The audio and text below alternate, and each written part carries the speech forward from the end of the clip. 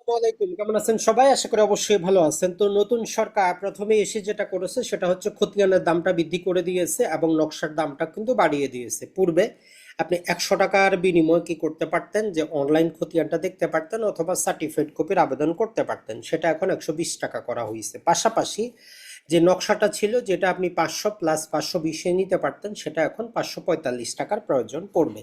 তো এক্ষেত্রে আমরা যেটা মনে করি, যেভাবে আপনি এখন আমরা নামজারি খতিয়ানটার মূল কপি বলে কিছুই নেই, কিউআর কোড যুক্ত হয় যেখানে সেখানে আমরা ব্যবহার করতে পারি। তো নতুন সরকারকে, ভূমি মন্ত্রণালয়ের দায়িত্বপ্রাপ্ত যারা আছেন তাদেরকে আমরা বলবো যে যেগুলো আমাদের রেকর্ডীয় খতিয়ান, যেগুলো আমরা অনলাইনে নিচ্ছি, এটার মধ্যেও আপনি কিউআর কোড যুক্ত করে দেন এবং এইটা যাতে সব জায়গায় ব্যবহার করা যায় এরকম একটা পরিপত্র জারি করে দেন, তাহলে সবার সুবিধা হবে। এখন আমরা একটা খতিয়ানের জন্য আবেদন করলে 3 দিন, 4 দিন, 5 দিন, 1 মাস, 2 মাস অপেক্ষা করতে হয়। কিন্তু যাতে এটা আরো দরকার পড়বে না, যার যখন যে খতিয়ানটা লাগবে সে তৎক্ষণাৎ সেখানে টাকা পরিশোধ করবে এবং চলে আসবে, সেটা ব্যবহার করবে, আর এটাতে কোনো সমস্যা হওয়ার কথা না। আশা করি যে আমরা ডিজিটাল বাংলাদেশের দিকে আরো এক ধাপ কিন্তু এগিয়ে যাব।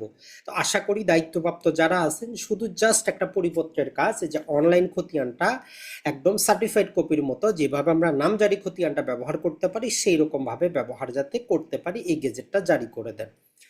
আর যেটা হচ্ছে যে খতিয়ান, একটা জিনিস মনে রাখবেন, অনেকেই যেটা হচ্ছে যে খতিয়ানটাকেই মালিকানার 100% দলিল মনে করেন, আবার অনেকেই খতিয়ানটাকে দলিলও মনে করেন না। দুটার মধ্যে কনফ্লিকশন আছে, মনে রাখবেন। এইটা সত্য যে একটা নিবন্ধনকৃত বৈধ দলিল সর্ব অবস্থায় সকল খতিয়ানের উপর প্রাধান্য পাবে, কিন্তু কথা হচ্ছে আরো আনুষঙ্গিক আইনগুলো মিলিয়ে পড়লে তখন আমাদেরকে দেখতে হয় যে একটা বৈধ দলিলেরও কিছু নির্দিষ্ট মেয়াদকাল থাকে। আপনি একটা জমি কিনছেন, আজকে বৈধভাবে দলিল করছেন, আপনি 100 বছর ঘুমায় তারপরে উঠবেন, ওই বৈধ দলিল দিয়ে মালিকানা দাবি করতে পারবেন না। তো এই জন্য বাংলাদেশে এখন পর্যন্ত আইন হচ্ছে, আপনি যদি মালিকানা অর্জন করেন অথবা আপনার মালিকানা থেকে কেউ আপনাকে বেদখল করে, আপনার কাছে যদি দলিল থাকে 12 বছরের মধ্যে আপনাকে মামলা করতে হবে, না হলে তামাদি আইনের 28 ধারার কারণে আপনার মালিকানা বিলুপ্ত হয়ে যাবে।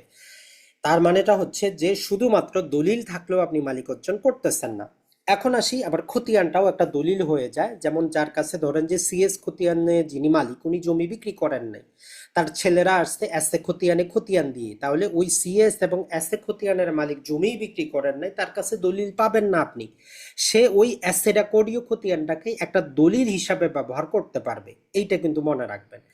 এখন আরেকটা যেটা, যে ধরেন যে সিএস খতিয়ান বেশি প্রাধান্য পাবে না এসএ খতিয়ান প্রাধান্য পাবে না আরএস প্রাধান্য পাবে, এইটার সর্বশেষ আদালতের নিয়ম যেটা হচ্ছে যেই রেকর্ডটা সর্বশেষ গেজেট হইল ওইটার প্রাধান্য পাবে।